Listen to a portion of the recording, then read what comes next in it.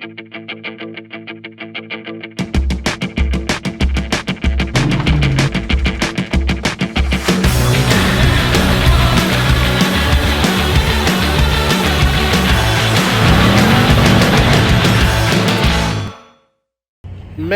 it has been a while since I heard that intro, and I am happy to say I'm back. I know I did a video not too long ago saying that Wrench and Wheeling is back. We're going to go wheeling, and then life, and I had a baby. And, well, things just kind of caught up. I have missed YouTube, have missed, editing videos, putting content together. Bronco is sick. Bronco has had a lot of work done. I've worked on it here and there, doing a bunch of stuff. And you know what? Let me bounce to the Bronco real quick. I'm actually not home. I'm currently Ash Fork, Arizona. I'm coming home with a special project that I'm super excited for you guys to see. But I'll show you that in 1 second. But let's go jump to the Bronco, and I'll show you how, where we are with that. All right. So here is a little walk around on the Bronco. So it's been a while since y'all have seen it. This was an accident. Harper was like 8 months old, and I was in a hurry to put all this back together. And I forgot it, drove it a couple days later, and wheel fell off. Bent everything. So anyways, since y'all have last seen the Bronco, I think the last time was wheeling it, lightweight kind of stuff. So now we have brand new brakes all the way around. You can kind of see a shiny fuel tank right there. Fuel system's been completely redone. Basically, injectors, hoses, everything all the way back to the tank. And even did some high flow pump in the tank. Got rid of all the factory stock stuff. Got rid of everything. So here's a picture of like the tank and everything of me working on it. So not the best welds, but hey, it's the learning process here. Let's start from the back. As far as axles, we now have chromoly axles in the back, 456 gears front and rear, so it's a little bit torqueier with the 35s and this pig of a 302. Motor, only thing I've done on the motor has been the injectors, and the fuel lines. And then I also had to change valve cover gaskets. So while I was there, I did a little to the valve covers, sanded them down, everything.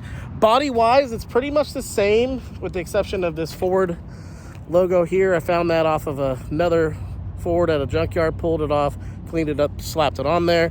But the Bronco, for the most case, has been pretty solid. Everything, like I said, has been gone through. Brakes, fuel, transmission. Brand new transmission. And the thing has been solid. It has been super reliable. The only thing I have broken, which I did have to replace again, was these Warren hubs. I snapped them at Rednecks with Paychecks. And let me know if you guys want to see content from Rednecks and Paychecks. But other than that, pretty solid. Let me show you here. So I got seats out of a Nissan Frontier. I only did the driver's side because it was really, really bad. Here's a shot of what it looked like before. But I welded these in. Not the greatest. Look, I'll show you. I'm terrible, but hey, again, learning process, teaching myself, welding and stuff like that. I added this switch panel. I was looking for a very tactile kind of feel. It has a 30-watt fast charge for a cell phone. Move the keys out of the way. 30-watt fast charge, kind of lights up. So they all have a function. Right now, only this one works, and it's the rock lights that were installed. Here's a little video clip of that. But other than the rock lights, the thing's pretty sweet. I'm at 12.9 volts, so I didn't have to install another gauge. But yeah, so everything's there. This runs with the truck is off. The only other thing I did do was, after a couple of beverages and some bad advice, which turned into brilliant advice, I chopped the exhaust off the Bronco, and it sounds sick. Let me just fire it up, which I'll show you.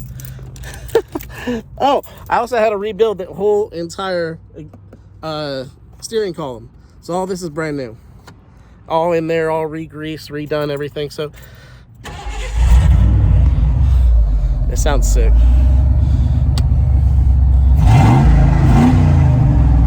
So it does sound pretty good. It does sound pretty good. After I did it, I was like, okay. And then I went to go get it inspected at one place, and they're like, nope. So I went to another, and they said yes. So it was winning.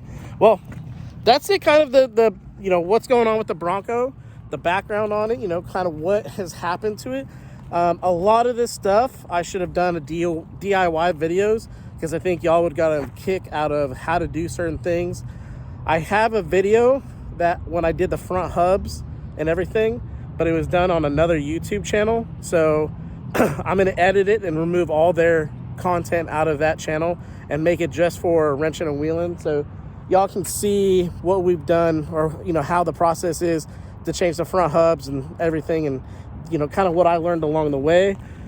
But yeah, the Bronco is pretty stout, and, we got this secret project. So I'll send it back over to myself in the future. So pretty sick. Oh, almost turned so you can see the project. But let's talk about the Tundra here for a second. This is my new to me 2016 Crew Max Platinum. I absolutely love it. It has the Rock Warrior wheels from the 2nd gen Tundras. I just did big old towing brakes to tow this load, and let me show you what I got. So this is a project that is really close and near and dear to my heart and everything. It is my dad's 1977 Chevy C10 short bed. This thing has sat in a field for goodness, probably 25 years. Out at our farm, not the field, but parked behind a house on our farm. And yeah, I've just seen it sit there, everything. And the Bronco is pretty much done, as you guys saw, with everything done on the Bronco. So now it's time to restore this. This has some cool features that my dad did, like the handles. They pull down to open. I'll show you what that looks like. So instead of on the Bronco where you push in to open, he installed these Tahoe doors. So pretty sick. Other things like flush mounted the handle in the back. Sorry, Dad, the Altezas have to go. First step, get home. I'm gonna soap it all down, lightly power wash it. Nothing too hard of a stream. I may just use the hose, get all this mold and shit off of it. This back wheel is seized up. It actually broke free right before it hit the trailer ramp, so let me pull it on. But here's a picture of the line it left at the farm. But other than that, this thing's sick, and I'm stoked to start restoring this thing. This thing is sick. I remember this being, now it's on the trailer right now. This is how tall I remember it being as a child, but it's on a sagged out 6-inch suspension. I'm gonna keep the truck looking how it is. There's a lot of things. The hood, I don't know if you can see, I'm too short right here, but the hood has it's a louvered hood. So worst case scenario, I'm gonna find somebody to recreate the hood because it's all bent to hell. Recreate it and make that second one stronger. Needs new hinges. Here's the front. That's the view I've had towing.